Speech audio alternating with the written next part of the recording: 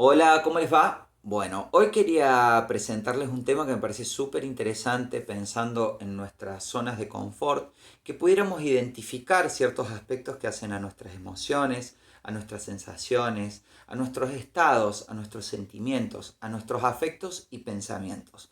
Por entender que nuestras emociones no son algo abstracto, sino que hay una relación con nuestro cuerpo. Que esa relación tiene que ver con ciertas definiciones y palabras que nosotros utilizamos y que es necesario que podamos identificar qué nos pasa, ¿no es cierto? A su vez, usar algunas herramientas de otros marcos culturales que nos ayuden a entender un poco más esto que son de las emociones, pensando en poder generar un lenguaje de ese aspecto. Habíamos trabajado la clase pasada en relación a lo que recordamos, a pensar cuáles son nuestras zonas de confort desde lo mental, lo psicológico, los autos boicot y cuáles son nuestros mecanismos de defensa, si hay una evasión, una afectación, un mecanismo de inferioridad o de superioridad, y a partir de eso poder trabajar en base a lo que es el autoconocimiento, pudiendo identificar ciertos bloqueos, heridas, traumas y algunos impedimentos emocionales, para poder identificar cuándo y cómo se formaron y cómo trascenderlos. En ese sentido, me parece muy importante pensar ciertas lógicas, como se plantea, a ver, nosotros dentro de nuestro marco cultural y filosófico, que tiene mucha influencia en lo griego, en lo romano, que nos hace esta construcción de lo que sería la occidentalidad, tenemos este espacio de escisión entre lo que sería el cuerpo y la interioridad, lo que sería nuestra alma, ¿no? Como está el cuerpo y el alma. Y dentro de lo que hace a la construcción de esa idea de alma estaría la emoción, el pensamiento y toda la parte abstracta que no podemos ver, pero que sí nos duele. Cuando nosotros tenemos una herida en nuestro cuerpo, lo que buscamos es poner una curita y queda como sensible en esa parte, digamos. En cambio, nuestros daños emocionales muchas veces no los podemos identificar, pero también dejan su huella en el cuerpo. Cuando hablamos, bueno, y ahí voy a tomar un autor que me parece súper interesante, que se llama Lecoq, que él plantea, el cuerpo habla primero, el cuerpo recuerda. Entonces, poder identificar qué nos pasa en nuestro cuerpo nos va a dar una herramienta para poder abordar qué es lo que nos pasa en nuestra mente, pensando que en realidad somos un entramado psicofísico. No es que va por un lado la mente y por otro lado el cuerpo, pero que sino que van de manera conjunta, pero que a su vez no somos seres que estamos individuales. Los seres humanos siempre estamos en relación a otros seres humanos. No nacemos en un contexto donde podamos vivir solos, ¿no? Desde que somos chicos siempre aparece esa relación con la otredad, con nuestra madre, padre, familia, que nos van acompañando después en la socialización y en el proceso de formación. Eso nos da un lenguaje emocional, un lenguaje mental y ciertos patrones que nos van influenciando en cómo nosotros vamos a entender la realidad en sí. Cada cultura tiene sus marcos de cómo entender la realidad. Y muchas veces, por ejemplo, en la cultura esquimal, que tienen varios nombres para poder identificar el color blanco en la nieve, eso nos da un marco distinto, ¿no? Ellos tienen, porque hay un blanco que tiene que ver con el miedo, un blanco que tiene que ver con la fragilidad, que si se rompe corre en peligro, un blanco que es seguro. Cada uno de esos blancos tiene un nombre diferente y tiene una función diferente desde lo cultural que tiene que ver con este proceso de adaptación al medio. Nosotros, digamos, somos un entramado en lo que hace nuestro aspecto biológico, nuestro aspecto cultural, donde dialogan de manera conjunta y van construyendo lo que hace el lenguaje y lo que hace entendiendo el lenguaje no solamente desde la palabra, sino también un lenguaje corporal, un lenguaje de lo que tiene que ver con el arte, la cultura y lo que hace al marco general. En nuestra cultura hay ciertos aspectos que nos permiten entender y hay todo un aspecto de nuestra interioridad donde nuestra cultura es muy difícil ingresar a la otra interioridad de la otra persona, ingresar a su mente, ingresar a su sentir. Desde ese lugar y entendiendo esa imposibilidad es que vamos a pensar cuál es la relación que hay entre lo psicofísico, entre lo que hace a nuestra mente, a lo que hacen nuestras emociones, lo que hacen nuestros estados, sensaciones, sentimientos, afectos y pensamientos. Nosotros cuando ingresamos a una cultura, cuando nacemos, primero que hacemos es repetir a través de la imitación, a través de la mirada con los otros, y eso es un proceso de adaptación que se da de nosotros como bebés a cuando estamos en ese aspecto de pasar a ser niños y socializarnos con los otros y otras humanos y humanas y personas. En eso me parece importante rescatar ciertos elementos de otras culturas, por ejemplo la cultura china, donde hay una relación entre la fisicalidad y la interioridad, donde hay una relación entre esas emociones y el clima, donde hay una relación entre esas emociones y la alimentación, donde hay una relación entre esas emociones y los procesos de enfermedad, para poder identificar qué nos pasa en nuestro cuerpo, en nuestras tensiones, y cómo poder adelantarnos a ese proceso que quizás lo estamos llevando a nuestro cuerpo, para poder identificarlo y poder elegir y poder ampliar nuestro lenguaje emocional y poder adelantarnos a ciertos procesos de mecanismos, tanto de inferioridad como de superioridad, mecanismos que se vinculan a ciertos impedimentos emocionales, a ciertas heridas que nos condicionan en nuestras futuras experiencias, a ciertos traumas y bloqueos, pensando que esos mecanismos son estrategias de defensa, que pueden ser evasiones, afectaciones, mecanismos de inferioridad o de superioridad, y que esos procesos de afectación, donde eso externo nos afecta a nuestra interioridad, pasan por el cuerpo. O sea que en realidad yo lo que estoy planteando es que hay una relación entre el cuerpo-mente, donde nosotros podemos pensar en base a nuestras situaciones y nuestros momentos que estamos habitando. Y en eso hay patrones que tienen que ver con lo cultural y que se van repitiendo en distintos márgenes y distintos espacios.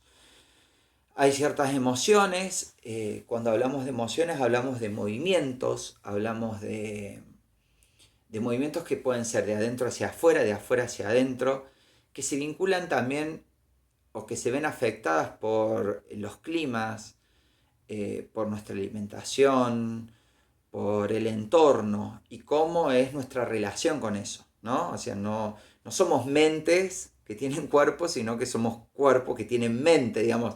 Hay una relación de juego ahí para poder identificar qué es lo que somos, como en esta noción, ¿no? Si somos nuestra interioridad o si somos nuestra fisicalidad con una interioridad, es para ir jugando y pensando qué es lo que nosotros somos. Bueno, ahí en varias culturas se van como repitiendo ciertos espacios en lo que hacen nuestras emociones, por ejemplo la alegría o la euforia, que son emociones que van hacia afuera, nuestro enojo, que también es una emoción que tiene una carga externa con una parte interna, nuestra preocupación, que tiene un diálogo entre esa interno y externo, nuestra tristeza, donde va hacia un espacio que va hacia el pasado, hacia adentro, hacia abajo, y el miedo que va a un espacio como de cuidado, de compresión. A su vez, esas emociones también se ven afectadas por el clima. Dentro de lo que hace la medicina china, es donde son sistemas analogistas, donde a diferencia de nuestra cultura, que la interioridad y la fisicalidad están separadas, en la cultura china lo que ellos plantean es un sistema donde se dan distintas relaciones y es el diálogo de esas relaciones lo que define ese sistema. Entonces, cuando uno habla de una emoción, rápidamente se vincula con un órgano y con una víscera. Por ejemplo, cuando uno habla de enojo, el órgano que procesa ese enojo es el hígado y la víscera que procesa esa emoción sería la vesícula.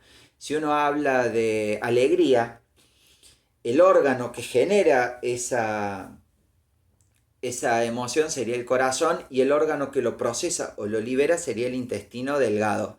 En el caso del miedo, estaría vinculado con el riñón, con toda la parte que regula la temperatura, que se vincula también con el frío y con este espacio de dureza y de compresión, y la vejiga como el espacio que ayuda a liberar ese exceso de frío y esa compresión. En el caso de la preocupación se vincula con el estómago y el órgano, la víscera que ayuda a descargar esa preocupación sería el vaso. Y en el caso de la tristeza, que se vincularía con el pulmón,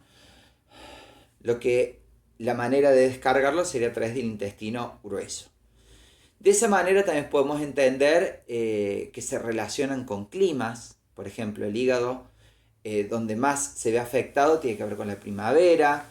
El corazón, donde más se ve afectado, tiene que ver con el verano. El riñón con el invierno. El pulmón con el otoño. Y el estómago con estos cambios, esos 15 días antes de que cambie una estación y esos 15 días después que cambie esa estación. También hay una relación en lo que hace a la alimentación y lo que hace a los colores. Eso nos permite entender que hay emociones que van hacia afuera y emociones que van hacia adentro, que se relacionan con estados, ¿no? Con sensaciones, que hay ciertas sensaciones que se asocian, por ejemplo el frío con el miedo o el calor con la alegría, pero el calor en demasía con el cansancio, o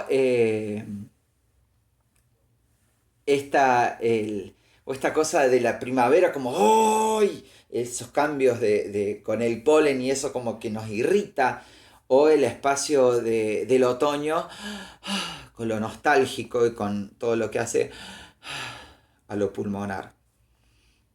Poder identificar nuestras emociones, los estados, que hay veces que las emociones no son lo mismo que estados, a veces que el estado es justamente algo pasajero. La emoción es un movimiento, el estado es como que se instala esa emoción.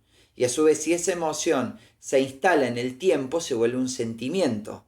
Y a su vez, ese sentimiento, cuando ingresa por otras personas y empieza ese afecto, esa posibilidad de afectación, esa posibilidad de poder ser influido por otros, ahí entramos a los afectos. Esos afectos en el tiempo se construyen como sentimientos y a su vez nos influyen en esos pensamientos que vamos a tener. Una persona que en lo general está en un estado, que está con una emoción, que está con una sensación, van a ir como entramándose. En la medida que nosotros podemos identificar cuáles son nuestras emociones, que en lo general tenemos, podemos generar una serie de relaciones para mover esa emoción y poder lograr una transformación de esos estados, pudiendo buscar la manera de resolverlos. La idea es que ustedes puedan ir identificando cuáles son, si sus emociones son más hacia afuera o son más hacia adentro, para poder elaborarlas y transformarlas. A ver. Esto que yo tomo como experiencia de lo que hace la medicina china, también se ven en otros sistemas, como en la Ayurveda, donde se relacionan estas emociones con ciertos procesos, por ejemplo, de lo que hace a la combustión, a la excreción o a la asimilación. Y que también se vinculan con ciertos pesos o ciertos espacios o maneras o corporeidades, sin quitar, digamos, sacándole una lógica de moralidad, diciendo, bueno, esto está bien o está mal, sino entendiendo cuáles son la alimentación que potencia, que afecta o que condiciona de mayor manera. O sea, que tenemos un aspecto que hace a la percepción y un aspecto que hace a la afirmación y a la negación de ciertos procesos, pudiendo entender que somos seres que devienen y que ese devenir es lo que nos constituye como seres.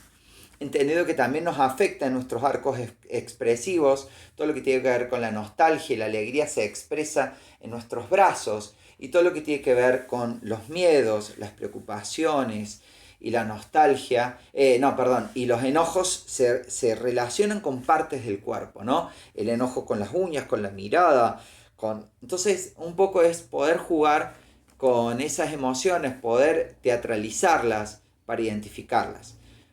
A su vez, muchas veces, esas emociones son maneras de comunicarnos con otras personas y de expresarles qué es lo que nos está pasando. Poder entendernos como personas, como personares, para poder poner en palabras, para poder sonar, hacemos una construcción donde en cierta manera tenemos ciertas modalidades comunicativas. Poder encontrar esas modalidades comunicativas que sean más asertivas, que podamos encontrarnos no tomados por esa emoción, ese sentimiento, ese estado, sino pudiendo elegir, nos va a ayudar a que nos afectemos menos y podamos resolver de manera más asertiva, más beneficiosa y menos desgastante nuestros procesos psicofísicos.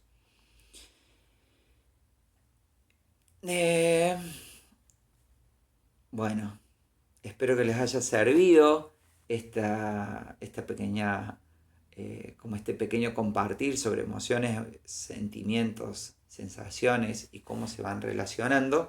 Y bueno, cualquier cosa, prontamente haré otro video donde pueda compartir con ustedes si quedaron algunas dudas o cosas que les gustaría poder clarificar. Espero que esta charla les haya servido para tener un mayor lenguaje corporal, psicofísico, y que sea una herramienta para poder potenciarlos a ustedes como personas. Y bueno, nos vemos pronto.